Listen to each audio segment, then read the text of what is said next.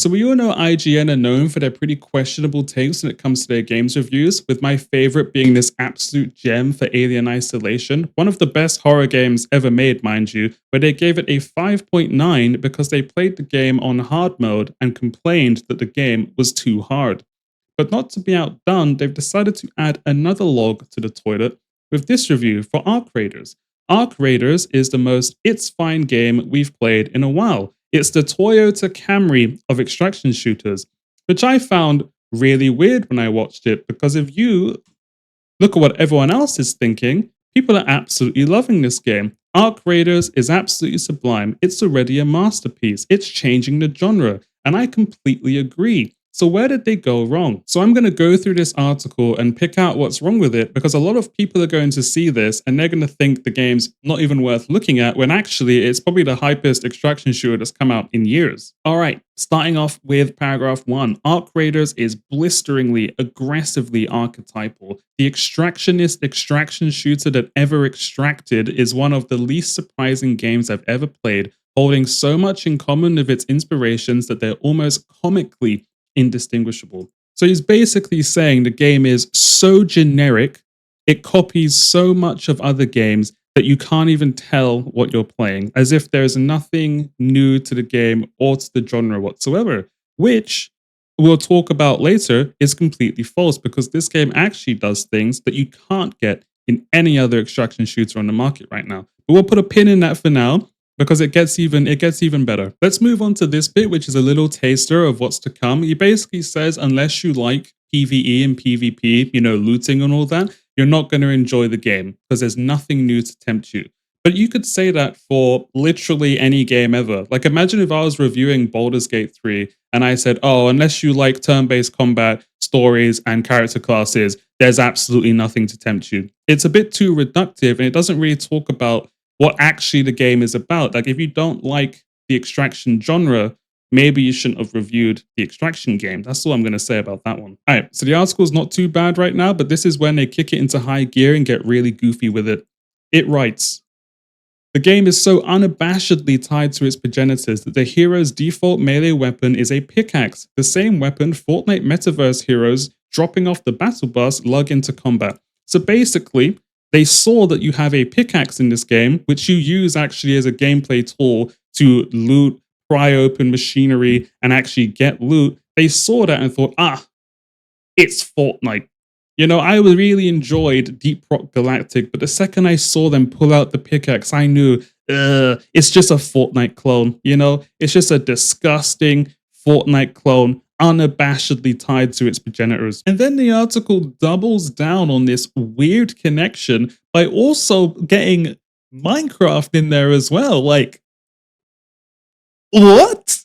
Because there's a pickaxe in the game, we think, oh, it's just copying Minecraft, it's just copying Fortnite, it's unoriginal. Like, I can't even comprehend how that connection was made. It's absolutely ridiculous. So since the article talks so much about how unoriginal this game is, let's actually talk about what this game does differently and why people are actually so excited for it. First of all, if you boot up as a new player Tarkov or Hunt Showdown right now, you're going to have an absolutely miserable time, because those games have incredibly steep learning curves and they don't do much to teach you whatsoever. This is poised to be one of the most accessible extraction shooters for casual players and newcomers to the genre that we've seen in ages. And the main thing different about this game are the social aspects. You can literally riz your way through the map without firing a single shot, because you can team up with anyone you come across.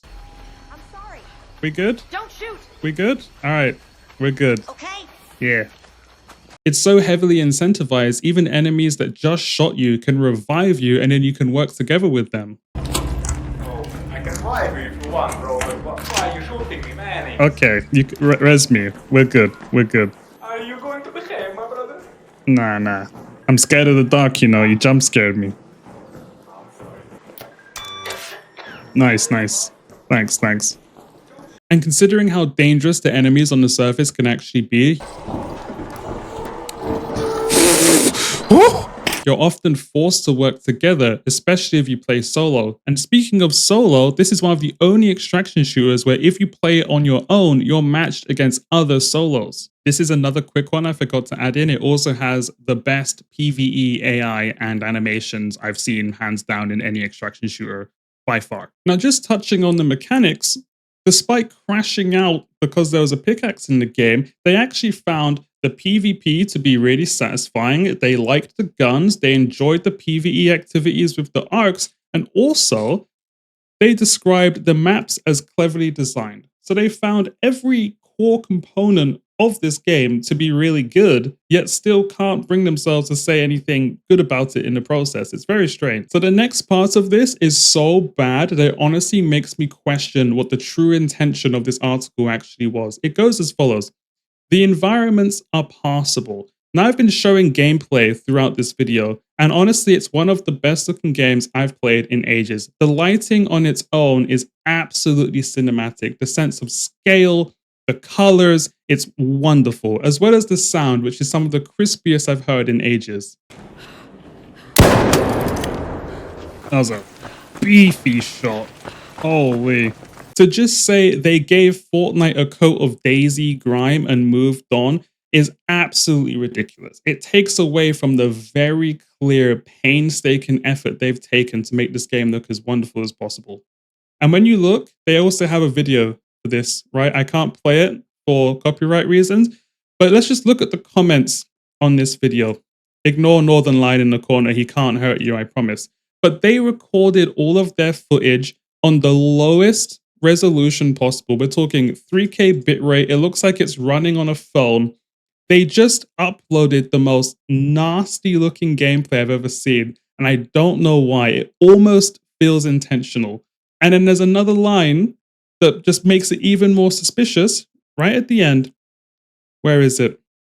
I deliberately made my guy look as bleak and as sad as possible. So you're telling me, right, not only did you record the footage on a terrible bitrate, poor resolution, it's stuttering all over the place, you went into the character creator and tried your best to make your character look as bad as possible.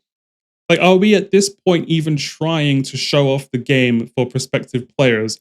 Or are we just trying to make the game look bad? Like, I'm not going to accuse them, but it doesn't look good, does it? It doesn't look good. So you're probably wondering, with such a big positive public reception for this game, how did IGN get this so wrong? And there's one line that perfectly sums up exactly what the problem was. If you read here, it says, there's also some part of crafting that involves a live rooster.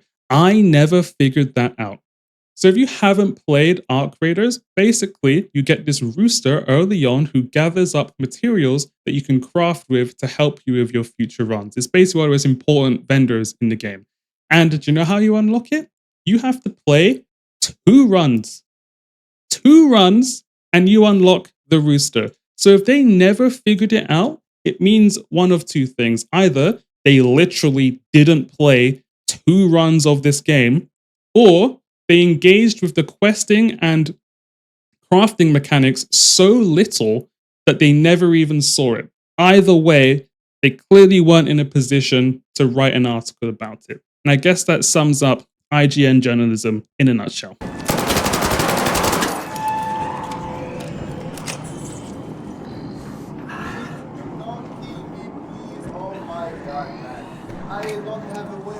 Have one of these, big man. See you in the next one.